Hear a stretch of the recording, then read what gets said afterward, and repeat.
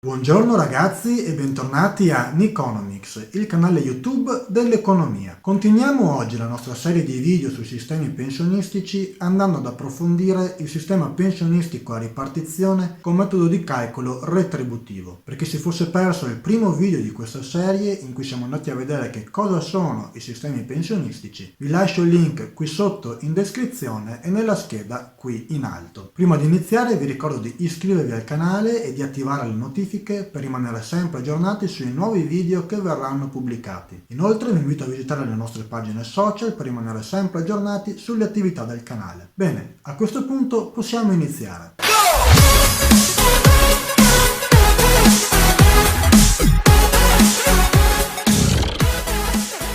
Come abbiamo visto nel video precedente, nei sistemi pensionistici a ripartizione con metodo di calcolo retributivo, la pensione viene calcolata sulla base delle retribuzioni percepite da un certo lavoratore nel corso della sua vita lavorativa. Da un punto di vista pratico bisogna innanzitutto calcolare la retribuzione pensionabile, ossia la media attualizzata di tutte le retribuzioni percepite da un certo lavoratore nel corso della sua vita lavorativa. Moltiplicando il risultato ottenuto per il numero di anni di lavoro e il cosiddetto coefficiente di trasformazione, si ottiene la pensione complessivamente erogata al lavoratore dal momento del pensionamento. Ma vediamo di capire meglio il meccanismo di calcolo attraverso un esempio. Ipotizziamo un mondo in cui le persone vivono per 8 periodi. Nel primo sono bambini, nei successivi 5 lavorano e versano contributi previdenziali in misura pari al 20% del reddito lordo e negli ultimi 2 non lavorano e si godono la pensione. Per semplicità assumiamo che in questo nostro mondo ipotetico non si paghino imposte sui redditi. Giovanni Rossi lavora per 5 periodi, percependo un reddito al netto di contributi previdenziali pari a 8.000 euro, 8.400 euro, 8.820 euro, 9.261 euro e 9.724 euro nei rispettivi 5 periodi di lavoro. Il governo applica un tasso di attualizzazione costante e pari al 2% e un coefficiente di sostituzione pari a 0,4. La retribuzione pensionabile di Giovanni, ossia la media attualizzata di tutte le retribuzioni da lui percepite nei 5 anni di lavoro, pari a 9.184 euro. Per ottenere la pensione complessivamente erogata a Giovanni nei 2 anni di pensione è sufficiente moltiplicare il risultato ottenuto per il coefficiente di sostituzione e il numero di anni di lavoro, ossia 18.368 euro. Dunque Giovanni percepirà 9.184 euro per ciascuno dei 2 anni di pensione che lo attendono. Da questo esempio emerge chiaramente come il metodo di calcolo retributivo tenda a garantire una pensione il più possibile vicina all'ultima retribuzione percepita prima del pensionamento. Il grado in cui la pensione si avvicina all'ultima retribuzione percepita dipende sia dal tasso di attualizzazione e dal coefficiente di trasformazione stabiliti dal governo, sia dal numero di anni di lavoro considerati ai fini del calcolo della retribuzione pensionabile. Bene ragazzi, spero che questo video vi sia piaciuto e vi sia stato utile. Fatemelo sapere mettendo un like al video e nei commenti sottostanti. Vi ricordo di iscrivervi al canale e di attivare le notifiche per rimanere sempre aggiornati sui nuovi video che verranno pubblicati e di visitare le nostre pagine social per rimanere sempre aggiornati sulle attività del canale. Vi lascio ricordandovi che l'economia è una cosa troppo seria per essere lasciata agli economisti ed è per questo che ne parliamo noi qui a Niconomics.